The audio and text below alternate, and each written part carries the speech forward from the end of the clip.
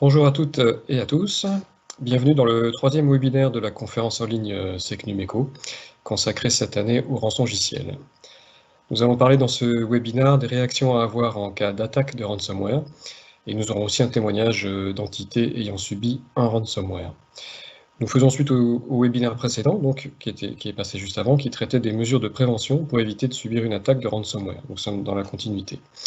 Alors je me présente, Patrick Chambet, responsable du Clusir PACA, sur la région Nice-Côte d'Azur. Le Clusir, c'est le club de la sécurité de l'information régionale. Je serai accompagné ensuite de l'adjudant-chef Jean-Luc Horry, enquêteur spécialisé en cybercriminalité, NTEC, à la gendarmerie des Alpes-Maritimes, et de l'adjudant Pascal Citerin, référent sécurité économique et protection des entreprises, à la gendarmerie des Alpes-Maritimes. Avant de rentrer dans le vif du sujet, je vous propose de poser vos questions au fur et à mesure dans l'espace commentaire dédié, et nous répondrons aux deux premières questions en live à la fin de ce webinaire. Si on n'a pas le temps de répondre à toutes les questions, on vous enverra les éléments plus tard par mail. Je vous propose de commencer. Donc on va traiter les points suivants, qui sont à peu près à respecter dans l'ordre chronologique, mais on va voir qu'il y a quand même beaucoup de choses à faire en même temps, donc ça va se passer en parallèle. Donc adopter les bons réflexes, piloter la gestion de la crise cyber, ne pas payer la rançon, bien sûr, on va voir pourquoi, trouver de l'assistance technique, communiquer au juste niveau, déposer plainte, et puis bien sûr restaurer les systèmes depuis des sources saines pour redémarrer proprement. On peut passer au slide suivant. Alors, adopter les bons réflexes. Donc on suppose que les mesures précédentes ont été mises en œuvre, celles qui ont été présentées dans le webinaire d'avant. Donc, on va pouvoir déclencher la cellule de crise et on commence en tout premier par ouvrir une main courante, c'est-à-dire ouvrir un cahier dans lequel on va consigner toutes les opérations qu'on va faire et qui va servir de référence plus tard si on se pose des questions.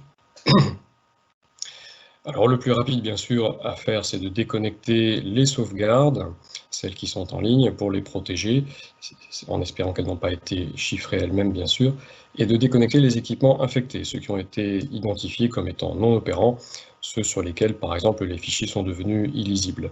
Ceux-là, il faut les déconnecter, donc enlever le câble réseau, et ne pas les éteindre, on va voir pourquoi juste après.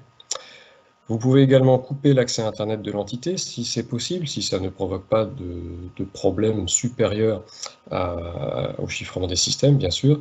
Couper l'accès Internet, ça va éviter que les ransomware qui tournent sur les machines puissent communiquer avec ce qu'on appelle les CEC, donc les centres de commande des ransomware, vers lesquels ils envoient leurs données et depuis lesquels ils reçoivent les ordres à exécuter. De la même façon, si on identifie quels sont les programmes malveillants et les adresses IP malveillantes externes qui dialoguent entre eux, vous pouvez les bloquer au niveau du firewall si vous décidez de ne pas couper complètement l'accès Internet. Donc les équipements qui ont été infectés, s'ils sont identifiés, on vous recommande de ne pas les éteindre brutalement, mais plutôt de les mettre en veille prolongée pour préserver leur mémoire, et faciliter les enquêtes ultérieures, on en reparlera un peu plus tard, éventuellement même la recherche de clés de chiffrement qui seraient présentes en mémoire. Et pour les données qui sont chiffrées sur des ordinateurs ou sur des partages de fichiers, on vous conseille également de les conserver, même si elles sont inutilisables pour le moment, parce qu'on n'est jamais à l'abri d'une bonne surprise par la suite avec la diffusion d'un outil de déchiffrement de ces données. Voilà, il y a des sites web spécialisés qui diffusent ces outils quand des ransomware ont été suffisamment analysés pour savoir quelles sont les techniques utilisées, les clés utilisées, et pouvoir donc déchiffrer des données qui ont été préalablement chiffrées par ces outils. On peut passer au slide suivant. Alors, piloter la gestion de la crise. Donc on suppose que la cellule de crise a été définie, organisée à l'avance. Là, c'est le moment de la démarrer. Donc on rameute toutes les personnes qui font partie de la cellule de crise, on les met dans une salle où on les met toutes en web, en conférence vidéo en fait, et on démarre la cellule de crise. Chacun sait ce qu'il doit faire dans les fiches de tâches et on y va. Notamment, on prépare les éléments de communication interne et externe, donc interne vers les salariés, les agents, etc., qui vont commencer à paniquer, et externe également, parce qu'il faut s'attendre à des questions de journalistes ou d'actionnaires, de clients, etc. Il faut également préparer les éléments judiciaires, donc consigner quelque part tous les éléments utiles, donc les fichiers de log, les comportements anormaux qui ont été observés, etc. Tout ce qui peut être utile pour une enquête. Il faut aussi bien sûr préparer la notification réglementaire à la CNIL si des données personnelles de citoyens européens ont été touchées et ont risqué de fuiter notamment. Donc tout ça avec le DPO. Il faut identifier et mesurer les impacts sur l'activité de l'organisation, bien sûr. Quels sont les services qui sont devenus inutilisables, pardon. Quels sont les services clients qu'on ne peut plus rendre, etc. Et on en déduit les éléments à mettre en œuvre dans le PCA-PRA. Donc PCA, c'est la continuité d'activité, plan de continuité d'activité, comment continuer à essayer de travailler. Et le PRA, c'est le plan de reprise d'activité, comment revenir à une activité normale un petit peu après. Donc ça peut aller jusqu'à fonctionner avec un papier et un crayon, comme l'a dit Moïse Moyal tout à l'heure. Ensuite, donc ne pas payer la rançon, bien sûr, c'est ce qui a été recommandé par Moïse et on est tous d'accord là-dessus, puisque le paiement de la rançon continue à alimenter cette activité malveillante de ransomware. Et de toute façon, ça ne garantit pas l'obtention du moyen de déchiffrement. On a vu des gens qui avaient payé des rançons et qui n'ont pas reçu de clé, ou qui ont reçu une clé qui était non fonctionnelle, ils n'ont jamais pu récupérer leurs données. Et puis en plus, ça ne vous empêchera pas d'être à nouveau la cible d'un cybercriminel, le même ou un autre, puisqu'ils ont vu que vous étiez un bon client, vous avez payé la première fois. Et puis, il faut savoir que la clé de déchiffrement ne permet pas de déchiffrer certaines données qui sont des données dynamiques, hein, comme les bases de données, par exemple. Elles ont été chiffrées à un moment où elles n'étaient peut-être pas stables. Eh bien, de toute façon, celles-ci, elles ne seront jamais déchiffrables avec ou sans clé. On peut passer au slide d'après. Ensuite, trouver de l'assistance technique. Bon, alors évidemment, les PME ou même certaines entités n'ont pas forcément les experts nécessaires pour pouvoir faire face à ce genre de crise. Donc, il ne faut pas hésiter à faire appel à des prestataires spécialisés dans la réponse aux incidents de sécurité, si possible labellisés par l'ANSSI. Et pour les particuliers, les petites entreprises, il y a une plateforme dédiée à la recherche d'assistance technique qui est cybermalveillance.gouv.fr, qui contient également des très bonnes ressources de sensibilisation, donc je vous conseille d'aller y faire un tour assez régulièrement. Voilà, on peut passer à la suite. Alors, communiquer au juste niveau, on l'a vu, il faut communiquer à la fois en interne et en externe, et en s'appuyant sur le contexte de l'attaque. Donc, quels sont les éléments techniques qui ont été observés, quel est l'environnement médiatique, c'est-à-dire est-ce qu'il y a déjà eu des articles sur le sujet qui sont parus, ou pas, et le contexte social, effectivement, est-ce que les agents ou les employés sont impactés, est-ce qu'ils commencent à stresser, à avoir peur, etc. Il faut identifier et communiquer sur un point de contact unique pour les médias, donc c'est la personne qui sera contactée par les journalistes et la seule personne, ou l'équipe en tout cas, hein. En général c'est le service communication de l'entreprise ou de l'entité. Il ne faut pas que n'importe qui réponde aux journalistes. Donc on demande aux collaborateurs, s'ils sont contactés, d'appliquer la clause de confidentialité qu'il y a dans leur contrat de travail. Donc ils ne révèlent aucun détail sur l'attaque ou sur l'enquête, et ils renvoient systématiquement vers le point de contact qui a été identifié au point précédent. Pour les collaborateurs, eux aussi méritent d'être avertis et tenus au courant au fur et à mesure de ce qui se passe, parce qu'il y a toujours une anxiété qui arrive, hein, donc il ne faut pas oublier de les tenir au courant de là où on en est, de ce qu'ils peuvent faire ou pas, des outils qu'ils peuvent utiliser ou pas, et à peu près leur donner un délai dans lequel ils vont pouvoir recommencer à travailler à peu près correctement. Ensuite, il faut prévoir de déposer plainte, donc dans les délais corrects, hein. Ça permet de réaliser une enquête suivie d'une chasse aux clés. C'est-à-dire que voilà, c'est ça qui va permettre effectivement aux experts de démarrer l'enquête et d'essayer de retrouver des clés de déchiffrement, si possible, sur les systèmes ou bien sur le système de contrôle et de commande. Ça conditionne généralement la réparation du sinistre, donc les assurances demandent à ce qu'on dépose plainte. Voilà, on a parlé des assurances tout à l'heure, hein. Donc pour cela, il faut préparer une délégation de pouvoir pour la personne qui va déposer plainte. Effectivement, ça peut être le DPO, ça peut être le RSSI, disons que c'est la personne qui a le pouvoir de déposer plainte au nom de l'entité.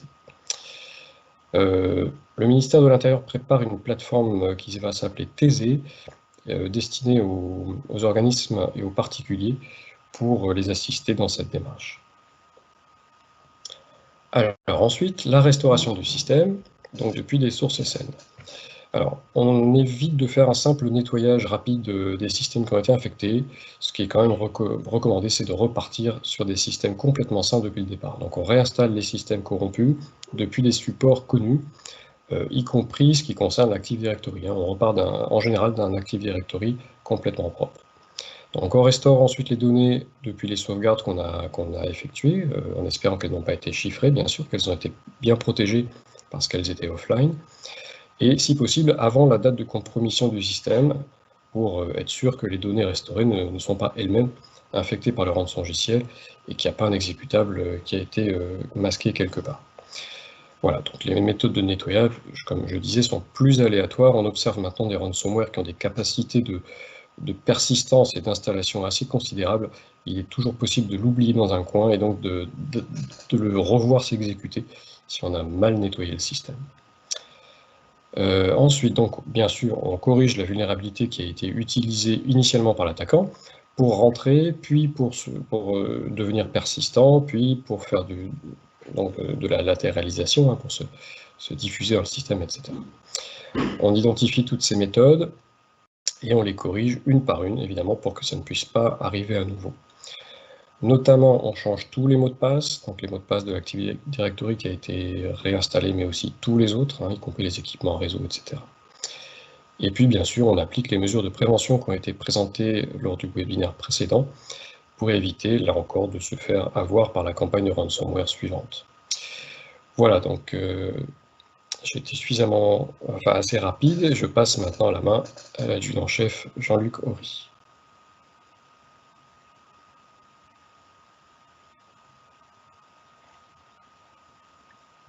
Merci Patrick. Donc, bonjour à tous, je suis l'adjudant-chef Jean-Luc Horry. Je suis le chef du groupe Entech dans le dispositif Cybergende de la gendarmerie pour le département des Alpes-Maritimes. Alors, pour vous situer ce rôle, je suis représentant départemental d'un gros dispositif national qui est en place dans la gendarmerie. Les Entech dont je fais partie sont officiers de police judiciaire, cyber-enquêteurs, également spécialistes en criminalistique numérique. Ce sont les enquêteurs intègres. Alors, le dispositif Cybergende, actuellement en gendarmerie, c'est à peu près un peu plus de 200 intègres en France. Et au total, environ 5000 enquêteurs formés à l'investigation numérique. Cet effectif est amené, dans les 2 ans à venir, à augmenter à 7000. Hein. Donc, on a vraiment une montée en puissance des capacités de prise en compte des attaques numériques au niveau enquête et au niveau judiciaire. Donc ce matin, mon intervention, hein, dans la continuité de ce qui a déjà été dit, consistera à la phase la moins agréable, hein, pour votre parcours, c'est lorsque le mal est fait, vous êtes victime. Donc tout ce qui vous a été dit, en fait, vous incitera à ne pas l'être, et malgré tout, ça pourra arriver. Juste après moi, Pascal Citterin, qui est également gendarme sur les Alpes-Maritimes, décortiquera un parcours victime réel, hein, qui permettra vraiment d'illustrer comment les choses se passent, j'allais dire, dans la vraie vie. Donc ce sera un témoignage d'une victime locale, hein, sur notre propre département, et vous allez voir, c'est très parlant. Voilà, donc je pense qu'il est acquis pour tout le monde que la question qui se pose n'est pas de savoir si vous allez être victime d'une attaque, hein, malgré une bonne préparation, mais surtout quand. Donc ça arrivera. Hein. À partir de cette hypothèse, vous avez le choix. Vous êtes victime. Votre rôle sera de gérer cette fameuse crise, dont les dégâts seront sans doute malheureusement à la hauteur inverse de votre préparation. Ce qui veut dire que vous pouvez traverser cette crise sans trop de dégâts. Ça arrive. Mais vous devrez y être préparé. C'est tout le sens de votre action, de votre préparation. Voilà. Donc, pour concrètement, hein, les phases de la gestion de crise et les phases judiciaires vont se dérouler préalablement. Enfin, souvent, ça se passe de manière très abrupte. Hein. Patrick a évoqué effectivement la manière dont vous allez prendre en compte cette crise. Hein. Au moment où elle éclate, vous vivez vraiment un moment de solitude et vous avez l'intuition de devoir faire quelque chose et de le faire vite. Et c'est là où il ne faut pas faire d'erreur, parce que souvent, des choses faites dans la précipitation, en fait, vont aggraver votre préjudice. Donc, j'allais dire, ne paniquez pas, hein, ne faites pas plus de dégâts en tentant de mettre un terme maladroitement à une attaque. Vous avez certainement des sauvegardes de données qui sont récentes et saines. C'est ce qui vous permettra de sortir de la crise. Voilà, donc vous avez bien compris cet aspect de préparation qui est vital. Donc, isolez le ou les postes, hein, comme l'a évoqué Moïse Moyal et Patrick par la suite. Alertez immédiatement le service donc, qui travaille pour vous au sein de votre unité ou le prestataire informatique par lequel vous agissez sur votre système d'information. Le but du jeu, c'est vraiment de limiter les effets de l'attaque, de la faire cesser et de vous permettre de faire repartir votre activité le plus rapidement possible. Donc, faites-vous accompagner. Hein, donc, j'évoque vraiment un prestataire, enfin, en tout cas, un partenaire qui va vous donner accès à une liste de prestataires. C'est donc le réseau ACIMA. Hein. C'est le lien que vous avez en bas de l'écran. Vous allez avoir des prestataires en fait labellisés qui vont être à votre service, qui vont pouvoir vous aider justement à gérer cette crise et qui vont en fait concilier cette action d'intervention technique dans un contexte de préservation des éléments de preuve pour la phase judiciaire, puisqu'il s'agit de ça. Hein. Pour nous, il y a un délit qui est commis, vous en êtes victime, et il faut vraiment que cette action soit menée de manière cohérente.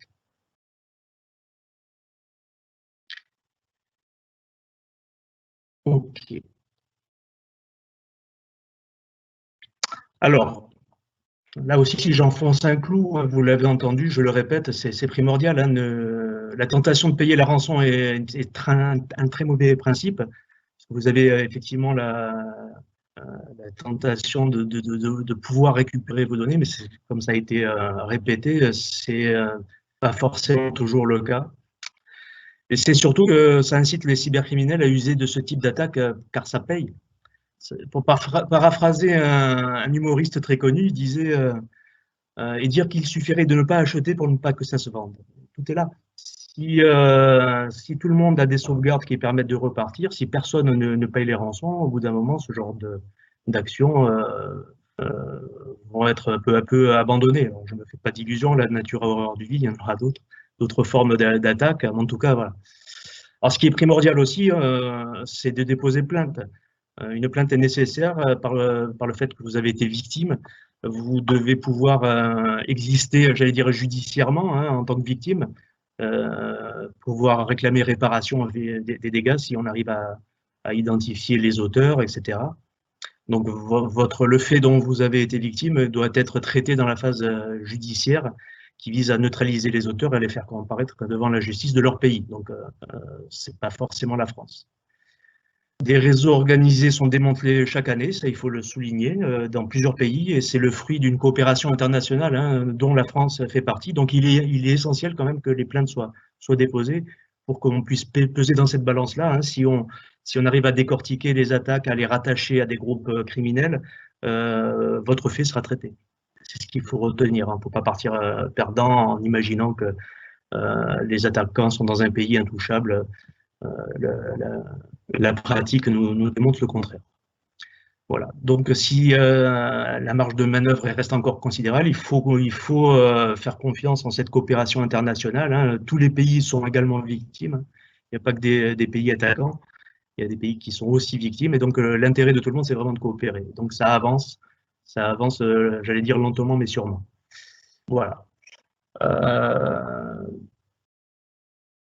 Le but aussi d'une enquête judiciaire, c'est vraiment de catégoriser le fait hein, dont vous avez été victime et qui pourra faire l'objet de rapprochements judiciaires, mais comme le disait Patrick, qui vous permettra aussi peut-être de récupérer vos données puisque des chaînes, des clés de déchiffrement existent, sont récupérées de manière assez régulière. Donc, là encore, c'est important de déposer plainte. Tant au niveau judiciaire que pour votre continuité d'activité. Alors concrètement, ça se passe comment vous pouvez contacter le service de gendarmerie ou de police le plus proche, effectivement. La gendarmerie possède en plus une brigade numérique. Donc c'est une brigade qui fonctionne 7 jours sur 7 et H24. Le lien a disparu, mais c'est affiché juste avant. Hein, c'est contacter la gendarmerie.fr. Oui, je pense que le lien apparaît juste après, là, normalement. Donc voilà, retenez ça. Si vous tapez dans un moteur de recherche, contactez la gendarmerie.fr, vous allez trouver le lien qui va vous mener vers la brigade numérique. Donc, ce qu'il faut savoir, c'est que les gens qui travaillent dans cette brigade numérique prennent en compte tout ce qui leur est soumis, hein, y compris les faits cyber pour lesquels ils sont formés. Hein, tous les militaires qui travaillent au sein de la brigade numérique sont CNTech. Alors, effectivement, vous voyez le tableau, hein, vous voyez le dispositif Cybergendre, en fait, qui est en place sur l'ensemble du pays. Vous avez des acteurs qui sont à tous les niveaux. Donc, au niveau de contact, au niveau local, vous avez des primo-intervenants qui ont reçu une formation de sensibilisation. C'est les PNTech, P pour primo-intervenants. Donc, en fait, concrètement, tous les gendarmes qui sont dans les brigades actuellement ont suivi cette formation et sont capables de réagir lorsque vous leur signalez une attaque dont vous êtes victime.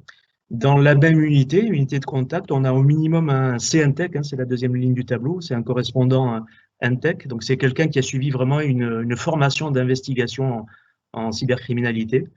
J'allais dire, c'est votre interlocuteur, c'est lui qui prendra attache avec vous, c'est peut-être lui, certainement même, qui procédera à votre audition, qui récupérera les données d'enquête, et c'est lui qui demandera les concours nécessaires, hein, soit en enquêteur, soit en unité spécialisée pour apporter une aide sur la crise dont vous êtes victime.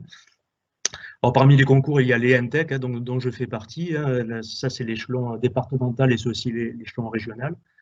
Nous, on est formés à la fois à l'investigation et à la criminalistique numérique. Hein, donc, la criminalistique, c'est vraiment le traitement médico-légal, pour employer le terme consacré, des éléments de preuve judiciaire, hein, donc qui existent sur toute la chaîne numérique.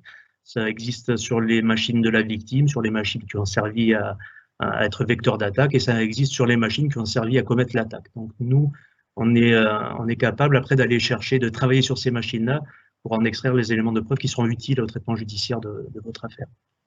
Voilà. Et au niveau national, on a aussi des NTech qui sont dans des grosses unités à compétences nationales, hein, au C3N, à l'IRCGN, qui sont capables de se projeter, de venir nous donner un coup de main si l'affaire le nécessite. Voilà. En complément, bien sûr, il y a au niveau judiciaire, il y a bien évidemment les magistrats.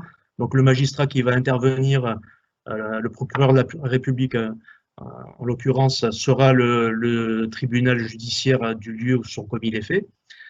Donc aux Alpes-Maritimes, ça sera Nice ou Grasse. Mais il faut savoir aussi qu'au niveau national, il y a un parquet cyber qui existe, c'est le parquet J3, qui lui sera capable à la limite de dessaisir les parquets locaux pour que l'affaire soit pilotée par des magistrats vraiment spécialement formés et qui ont des moyens dédiés. Voilà, ce qui n'impliquera pas forcément un dessaisissement des services d'enquête parallèlement. On parle bien de la saisine des magistrats. Voilà, donc vous aurez vraiment tout l'éventail des intervenants au niveau national, y compris des offices qui pourront intervenir sur votre fait. Voilà, donc vous avez bien compris qui sont les intervenants. Vous avez dans l'absolu la possibilité, alors ça existe certainement dans certaines grandes entreprises, hein, où en fait les affaires sont vraiment gérées en interne avant même qu'il y ait une plainte. Il y a des enquêtes internes qui sont faites sur les systèmes numériques, des constats d'huissier qui sont faits, et au final, vous avez la possibilité de déposer plainte directement auprès du procureur de la République, ce qui voudrait dire que vous n'avez pas contacté les policiers ou les gendarmes. Voilà. Ça existe aussi légalement, ça fait partie de l'éventail de possibilités qui sont à votre charge. Ce qu'il faut retenir, hein, ce qui a été dit par Patrick aussi, hein, j'enfonce encore le coup, mais ayez en tête tout au long de la crise, vous et assurez-vous auprès des intervenants, des primo-intervenants, que les éléments techniques qui vont être utiles à l'enquête, donc à déterminer de quoi vous êtes victime, qui en est l'auteur, ces éléments techniques ne doivent pas être effacés, ne doivent pas être écrasés par une restauration trop rapide du système, etc. Il faut penser vraiment à préserver ces éléments-là. Donc ça participera donc à l'identification de l'auteur ou plus probablement du groupe qui est à l'origine de l'attaque. On pourra déterminer si vous êtes victime d'une attaque ciblée, ça pourra être le cas, ou d'une attaque de masse. C'est vraiment un traitement différent. Hein. Si une attaque ciblée peut être pilotée, pourquoi pas, en interne ou localement, alors qu'une attaque de masse, en règle générale, va être discriminée par un mode opératoire très formaté, très reconnaissable. Voilà, c'est vraiment des éléments importants qu'il faut que vous puissiez préserver pour pouvoir les présenter. Gardez à l'esprit aussi, c'est un point clé, hein, ça c'est un peu notre expérience d'enquêteur, mais gardez à l'esprit que la messagerie recèle sans doute le message qui a été la porte d'entrée pour votre compromission. En règle générale, un message a été reçu, une pièce jointe est présente, quelqu'un a ouvert la pièce jointe sans la tester au travers d'un antivirus. En règle générale, c'est rentré par là. Hein. Il y a plus de 80% des attaques par rançon logiciel qui entrent comme ça. C'est pas exclusivement le vecteur consacré, mais c'est très probablement celui qui sera le plus répandu.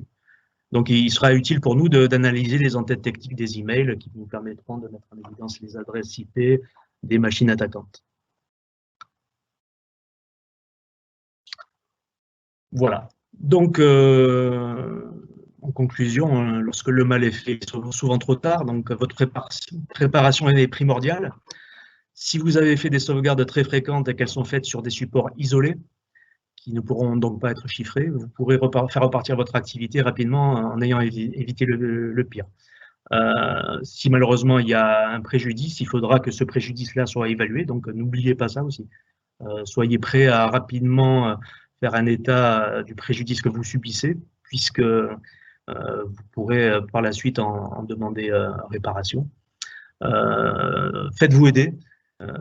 Pour vous préparer, pour vous former, vous, vos collaborateurs, c'est très important. J'allais dire, j'enfonce encore une porte ouverte. Hein, l'élément humain, c'est l'élément primordial, et nous, on constate journellement que plus de 90% des attaques réussies ont impliqué l'action volontaire de la victime. En toute bonne foi, souvent, la plupart du temps, mais en tout cas, si la victime n'avait pas agi volontairement à un moment donné, n'aurait pas été impacté. Voilà. Donc tout ça, ça passe au travers de mise en place de règles de fonctionnement, de bonnes pratiques, d'hygiène numérique. Faites des audits pour vous assurer que le système en place est toujours efficient. Donc ne négligez pas la phase judiciaire, déposez plainte, pensez à préserver les éléments utiles à l'enquête et donc ne soyez pas victime. C'est la meilleure des configurations. Ayez un système tenu à jour et sécurisé, pour moi c'est le plus important. Et faites vos mises à jour du système d'exploitation et de vos logiciels actifs. Voilà, donc je vais laisser la parole à Pascal Citerrin qui va vous faire part d'un témoignage qui est vraiment très intéressant et qui va illustrer tout ça. Et Pascal Citerrin, que je vais laisser se présenter, hein, qui est notre référent en intelligence économique.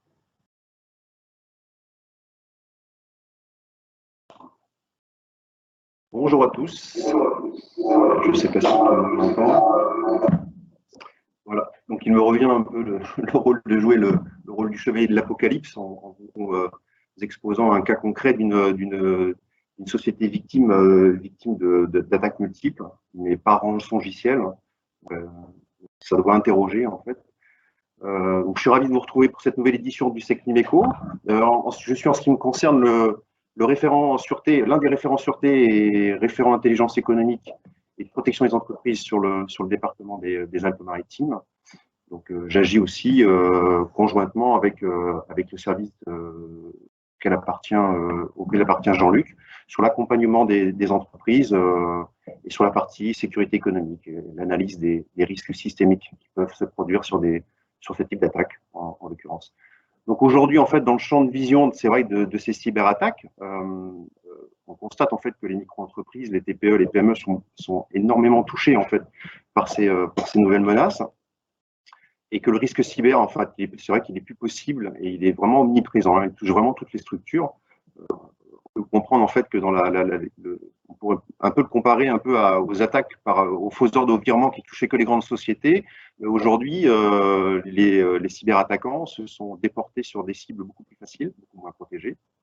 Et voilà. Donc c'est vrai que dans ce domaine, en fait, aujourd'hui, et bien que certaines alertes auront été en fait présentées en fait par des grands organismes, l'ANSSI participe, cybermalveillance participe à la communication de ces nouvelles menaces. Je crois qu'il y a une forme de vulgarisation en fait qui est nécessaire aussi pour qu'on puisse comprendre et comprendre pour agir efficacement.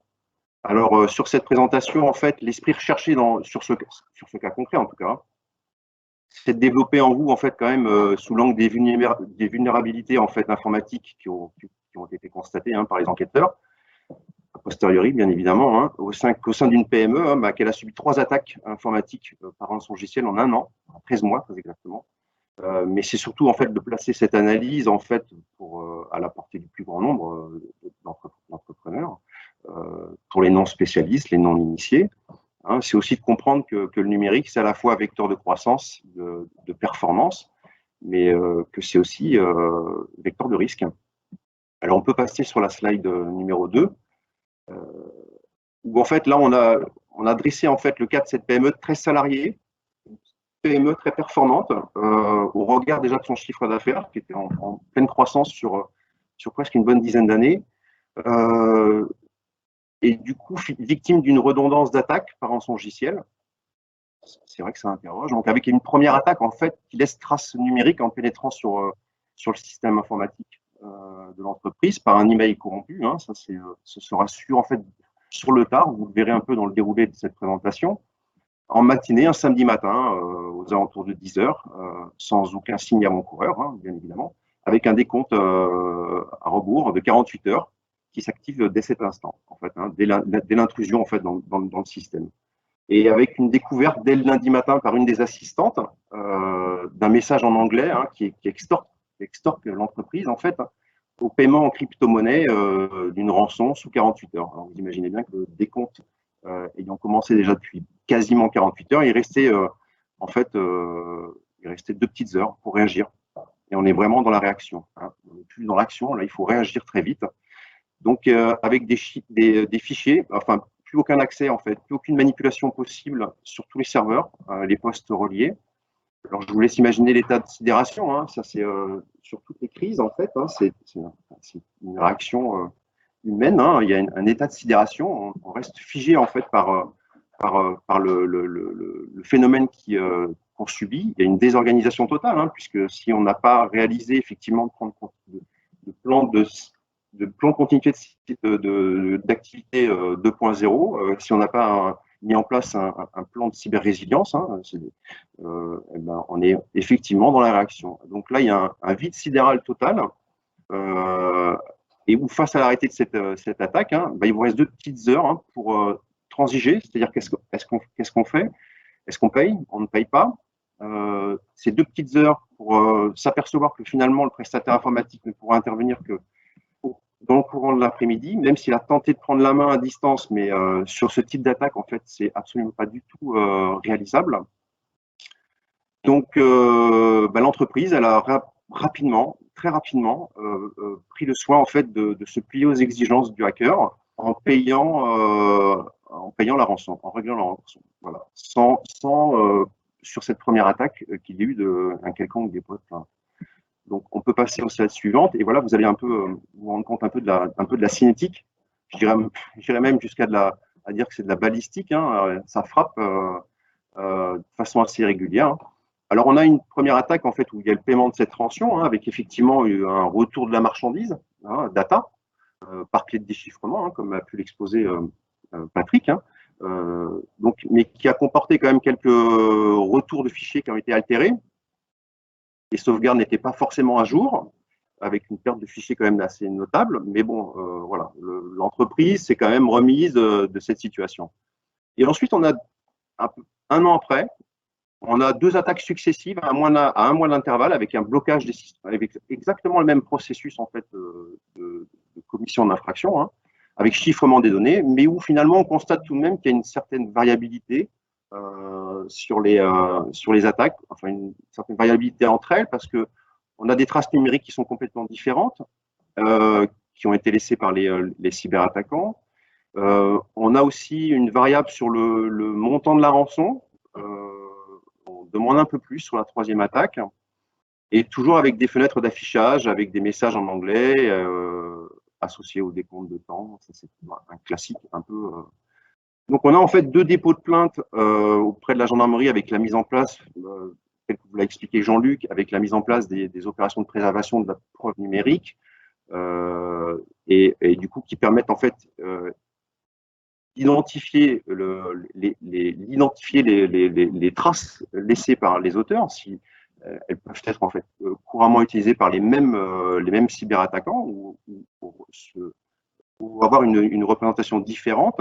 Elles peuvent aussi déterminer peut-être aussi déterminer des groupes d'attaquants. En tout cas, donc il y a aussi dans cette analyse de la criminalité numérique en fait et la remontée surtout du fait judiciaire.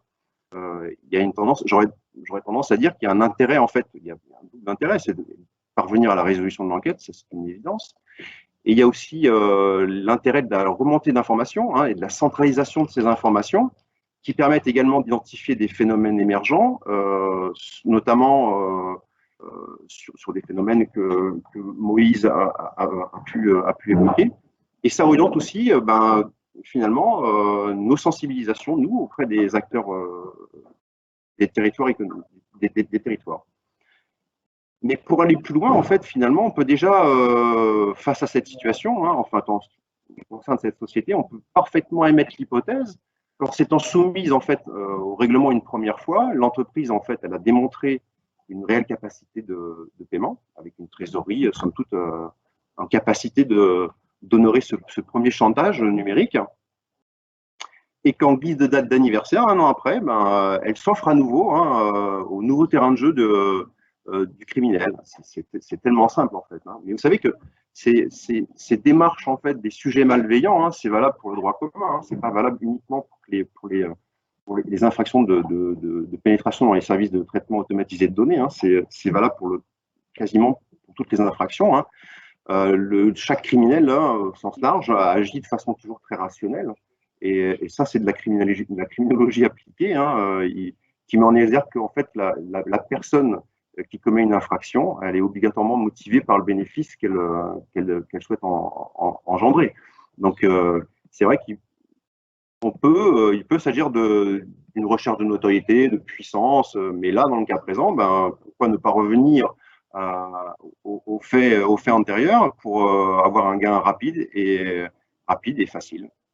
Donc là, on peut passer sur les conséquences en fait immédiates en fait. Hein. Vous avez ici là sur ce slide en fait la représentation des conséquences immédiates hein, des attaques avec un coût de la perte d'activité, l'indisponibilité des systèmes, le chômage plus ou moins technique en fait des employés, le coût des réparations, le coût de la rançon qui a été payé sur la première sur la première attaque. Il y a aussi là, je pense aussi peut-être un problème de vision à court-termiste hein, aux conséquences désastreuses, hein, de ne pas avoir pu identifier par où étaient passés les criminels, sans sauvegarde régulière.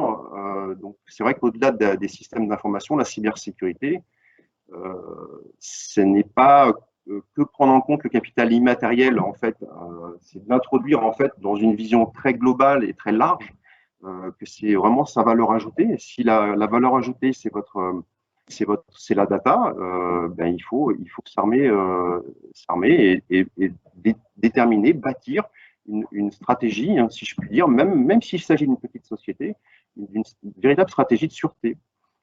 C'est vraiment pour l'entreprise mettre en place une stratégie de cyberprotection. Hein, on comprend aussi aujourd'hui que c'est aussi se poser la question de comment mettre en place une dépense qui a un coût, hein, qui est certaine, face à une menace qui est incertaine. Je trouve qu'aujourd'hui, dans la probabilité d'occurrence du risque d'une cyberattaque, je pense que la menace, elle s'accroît de jour en jour. Moïse l'a précisé, la menace est inquiétante. Donc, je pense qu'il y a une réelle nécessité de s'adapter à cette situation en mettant en place effectivement une protection une protection, comment dire, suffisante. Mais je comprends aussi que c'est aussi devoir se persuader, de se justifier que finalement ce sont des dépenses qui ont un coût non productif. Ça, et qui ne génèrent pas de revenus. Mais aujourd'hui, on parle bien de la capacité à surmonter, en fait, plus qu'à éviter une cyberattaque. C'est en tout cas tout ce qui fait la différence. Hein. Il vaut mieux être dans l'action perpétuelle que dans la réaction, à devoir s'adapter à tous les risques en cascade qui s'affichent sur ce type de menace. Alors, c'est vrai que ce que disait aussi Jean-Luc, hein, très précisément, ce risque identifié est un risque certain hein, dans le temps. Hein. Les seuls inconnus, en fait, hein, c'est quand, où et selon quelle intensité. Hein. L'intensité, hein, on est vraiment dans comment dire, la gravité, hein, en fait, hein, dans l'effet de la gravité sur l'entité. Et je serais plutôt porté à vous dire à suivre l'actualité quand même sur ces sujets, la probabilité de survenance du risque cyber qui s'accroît de façon quand même évidente et liée à la crise du Covid-19 et ses conséquences, ça bouleverse en fait toutes nos certitudes. Ça, c'est vrai que sur ce plan-là, je pense qu'il faut vraiment réagir. Voilà. Et c'est vrai que les conditions de télétravail aujourd'hui ont augmenté en fait la surface d'attaque pour ces personnes malveillantes. Et je comprends que c'est une vraie problématique. Dans ce cas présent, je pense qu'il ne faut pas non plus oublier l'aspect humain, disons qu'il est, je pense, préférable aujourd'hui de parler non plus du maillon faible, mais d'un rempart, un rempart en fait qui a une part non négligeable en fait dans la panoplie de cybersécurité d'une entreprise.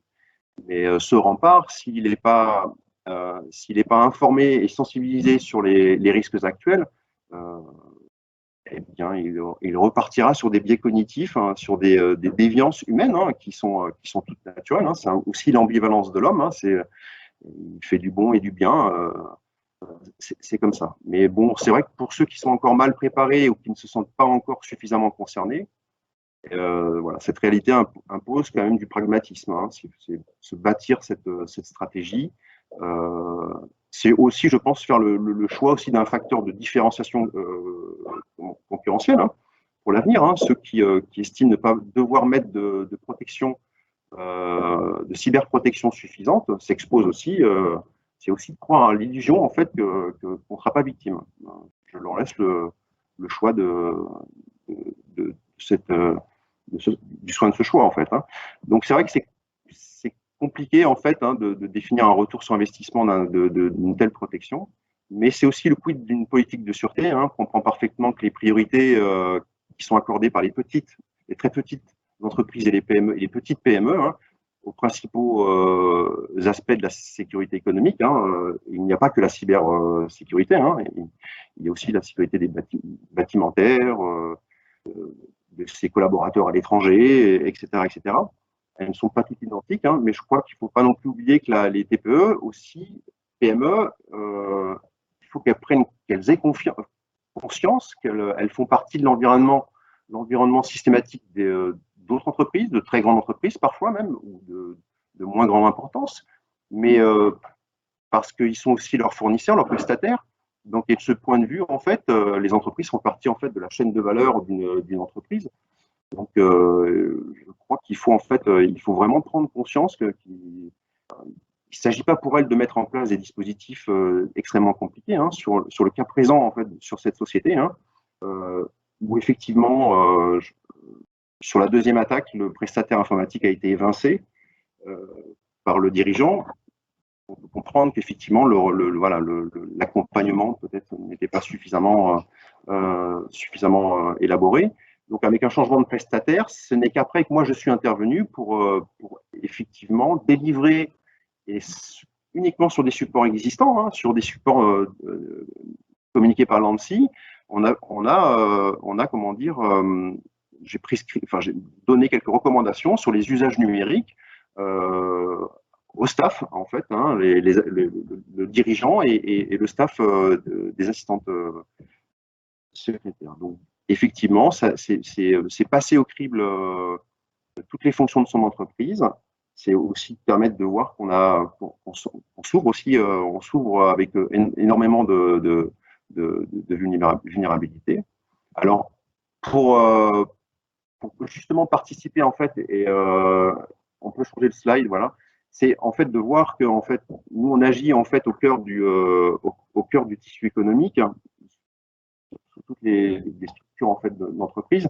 Dans l'émission du référent CECOP, c'est de me rendre aussi au contact des entreprises pour leur proposer en fait cet outil d'autodiagnostic dièse, hein, diagnostic d'intelligence économique et de sécurité économique, qui existe aussi décliné pour une version laboratoire, tout ce qui est recherche et développement. Il est formalisé par un questionnaire d'environ 80 questions sur 8 thématiques qui sont essentielles. Il est utilisable en mode autodiagnostic par les entreprises. Hein. Ça produit un rapport qui est totalement anonymisé, avec un profil personnalisé.